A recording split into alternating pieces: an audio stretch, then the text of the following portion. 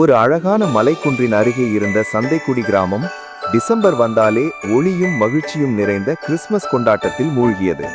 அந்த ஒளிச்சத்தமும் பாடல்களும் அருகிலிருந்த காட்டில் வாழ்ந்த மான் மணியன், நரி ஆறுமுகம், குட்டி குரங்கு சின்னன், கரடி வீரன் ஆகிய விலங்குகளை வியப்பில் ஆழ்த்தின. ஏன் மனிதர்கள் மரங்களை அலங்கரிக்கிறார்கள், ஏன் சிகப்பு உடை தாத்தாவை போல வேஷம் போடுகிறார்கள் என்று புரியாமல் இருந்தபோது ஞானி ஆந்தை வந்து கிறிஸ்துமஸ் என்பது அன்பும் பகிர்வும் விரைந்த நாள் என்று விளக்கியது. அதை கேட்ட விலங்குகள் நாமும் கிறிஸ்துமஸ் கொண்டாடலாம் என்று முடிவு செய்து காட்டின் பெரிய மரத்தை கிறிஸ்துமஸ் மரமாக அலங்கரித்து பழங்கள், தேன், விதைகள் என பரிசுகளை பகிர்ந்து கொண்டன. மணியன் சாண்டாவாக மாறி அனைவருக்கும் பரிசளித்தான். பௌர்ணமி நிலவின் ஒளியில் காடு முழுவதும் சிரிப்பும் நடனமும் நிறைந்தது. அன்றிலிருந்து கிராம மக்களும் காட்டு நண்பர்களும் தத்தம் பாணியில் கிறிஸ்துமஸ் கொண்டாடி பகிர்வுதான் உண்மையான மகிழ்ச்சி என்பதை உணர்ந்தனர். மறக்காம சேனலை சப்ஸ்கிரைப் பண்ணுங்க. அனைவருக்கும் ஹாப்பி கிறிஸ்துமஸ்.